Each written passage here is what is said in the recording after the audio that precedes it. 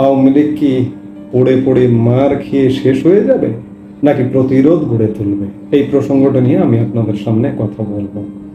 আমি এই প্রসঙ্গটাই কথা বলতে অনুপ্রাণিত হয়েছে বিশেষ করে গত দুদিন আগে, আজকে বৃহস্পতিবারের কথা বলছি, মঙ্গলবার রাত 8টায় একজন সংসদ সদস্য, সিরাজগঞ্জ 3 আসনের রায়গঞ্জ তাড়াশ আসনের সাবেক সংসদ সদস্য এবং একজন চিকিৎসা বিষয়ের শিক্ষাবিদ, ঢাকা শিশু হাসপাতালের সাবেক পরিচালক অধ্যাপক ডক্টর আব্দুল আজিজকে জামিনে মুক্তি দেয় গত মঙ্গলবার আদালত।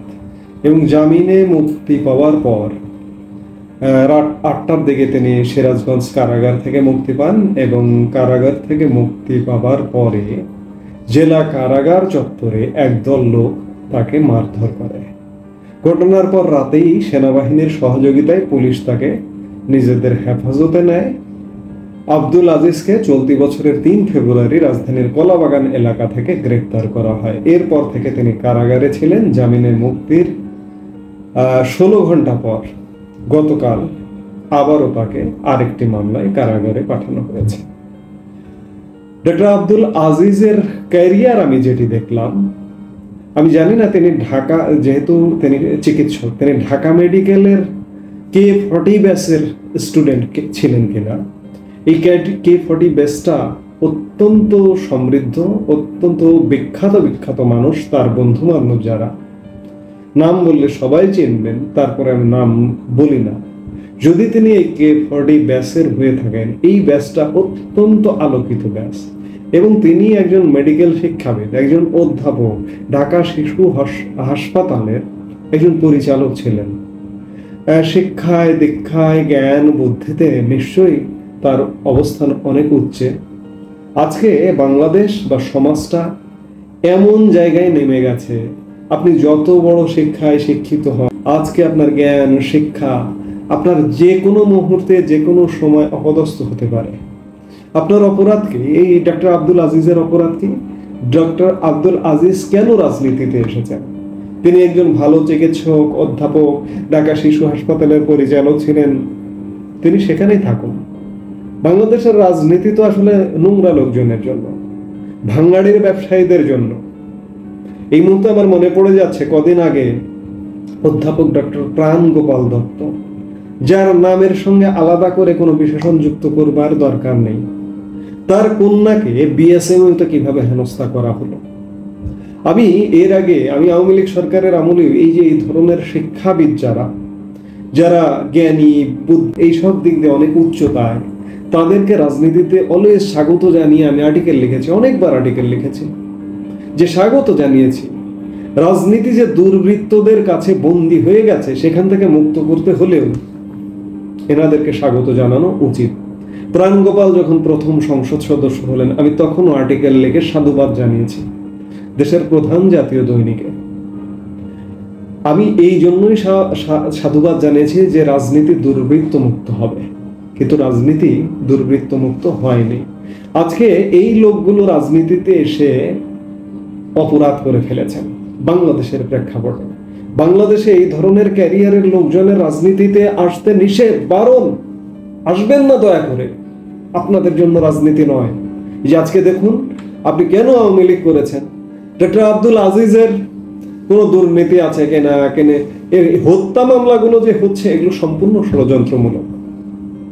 কিন্তু তার কোনো কেলেঙ্কারি আছে কিনা, দুর্নীতি আছে কিনা আমি জানি না, কিন্তু আমি সাদা দৃষ্টিতে, সহজ দৃষ্টিতে আমি যেটা দেখছি, অত্যন্ত উজ্জ্বল ক্যারিয়ারের একজন, গৌরব উজ্জ্বল ক্যারিয়ারের একজন মানুষ ডক্টর আব্দুল আজিজ। তাকে যেভাবে জেল গেটে একজন ভদ্রলোককে যেভাবে হেনস্থা করা হলো, আমার দৃশ্য মনে পড়লে আমার সত্যি, আমি দুদিন ধরে ভাবছি যে এগুলো কি হচ্ছে দেশে।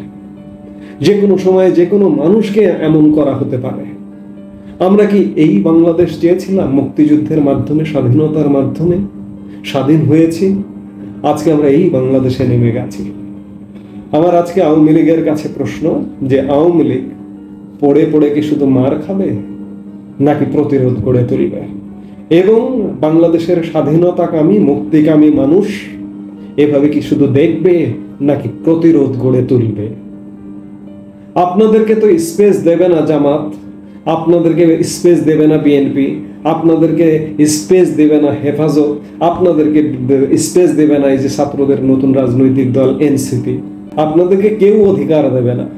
আপনি যখন আসতে চাবেন, আপনি যখন কাজ করতে চাইবেন, তখন আপনাকে সবাই একজোট হয়ে প্রতিরোধ করবে। বাংলাদেশের সেনাবাহিনী আপনাকে ক্ষমতায় রক্ষা করেনি। আজকে দেশটা কোন জায়গায়?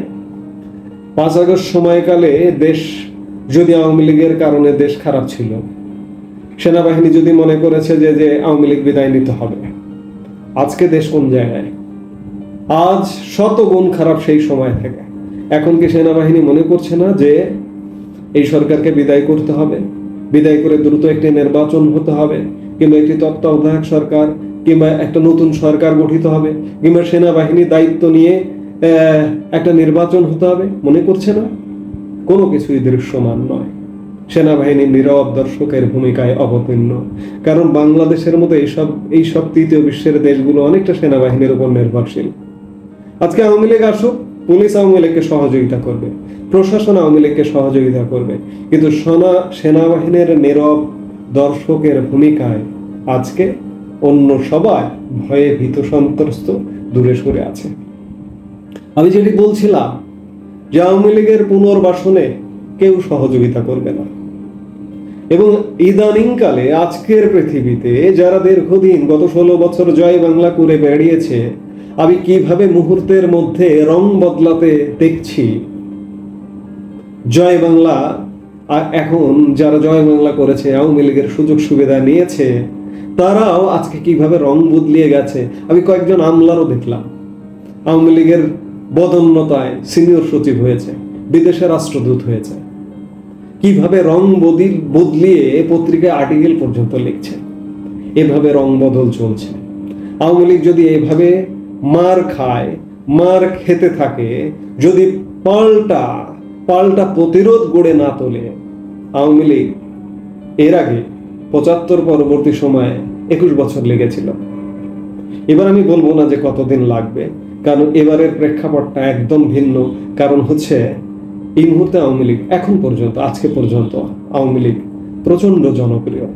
আজকে আপনি একটা ভোট দিয়ে দেখুন, কিংবা 1 সপ্তাহ পরে একটা ভোট দিয়ে দেখুন, বাংলাদেশের ইতিহাসে বাংলাদেশের প্রথম জাতীয় সংসদ নির্বাচন 1973 সালের নির্বাচন থেকে শুরু করে গত 7 জানুয়ারি 2024 নির্বাচন পর্যন্ত যতগুলো ভোট হয়েছে, আমি বিশ্বাস করি আওয়ামী লীগ ভূমিধস বিজয়ে বিজয়ী হবে। কিন্তু এই যে পড়ে পড়ে যে মার খাচ্ছে, কতজন আওয়ামী লীগের নেতাকর্মী কতদিন এভাবে মার খাবে? এভাবে কতদিন সম্মিলিত প্রতিরোধ না গড়ে তুললে কতদিন এভাবে আপনি ধরে রাখবেন জনপ্রিয়তা? এই জনপ্রিয়তা তো থাকবে না। জনপ্রিয়তা তো নদীর স্রোতের মতো ভেসে যাবে। কাজেই আওয়ামী লীগ যদি খুব শীঘ্রই প্রতিরোধ গড়ে তুলতে না পারে, সেটা সেনাবাহিনীর সাথে নেগোসিয়েশন করে হোক, প্রশাসনের সাথে, পুলিশের সাথে, অন্যান্য রাজনৈতিক দলের সাথে, বিদেশের সাথে, যে কোনোভাবে আওয়ামী লীগ যদি আগামী 2-1 মাসের মধ্যে প্রতিরোধ গড়ে তুলতে না পারে, আওয়ামী লীগের এই জনপ্রিয়তা থাকবে না। আওয়ামী লীগের লোকজন হারিয়ে যাবে। কে পড়ে পড়ে মার খেতে চায়? শুধু আওয়ামী লীগ হেরে যাওয়া মানে আওয়ামী লীগ হেরে যাওয়া নয়, কিন্তু আওয়ামী লীগ হেরে যাওয়া মানে সারা বাংলাদেশ হেরে যাওয়া। আওয়ামী লীগ যখন যেতে, আওয়ামী লীগ একাই যেতে, কাউকে চেনে না। এই ধরনের একটা কথা আছে আহমদ ছফার।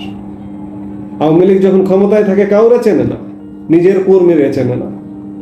আপনি তো যতই স্বাধীনতার পক্ষের লোক হন, মুক্তিযুদ্ধের পক্ষের লোক হন, আপনারা চিনবে না। কিন্তু সারা বাংলাদেশের মুক্তিকামী মানুষ, যারা স্বাধীনতার পক্ষের, মুক্তিযুদ্ধের পক্ষের, যারা আওয়ামী লীগও করে না, তারাও কিন্তু আজকে আওয়ামী লীগের জন্য কাঁদছে। আওয়ামী লীগ কেন ফিরতে পারছে না, এই অনুশোচনায় নিজে নিজে ভুগছে। কাজেই যে কোনো মূল্যে আওয়ামী লীগের প্রতিরোধ গড়ে তুলতে হবে, যে কোনো উপায়ে। কিন্তু এখন পর্যন্ত, অত্যন্ত পরিতাপের বিষয়, এখন পর্যন্ত কোনো কিছু দৃশ্যমান নয়।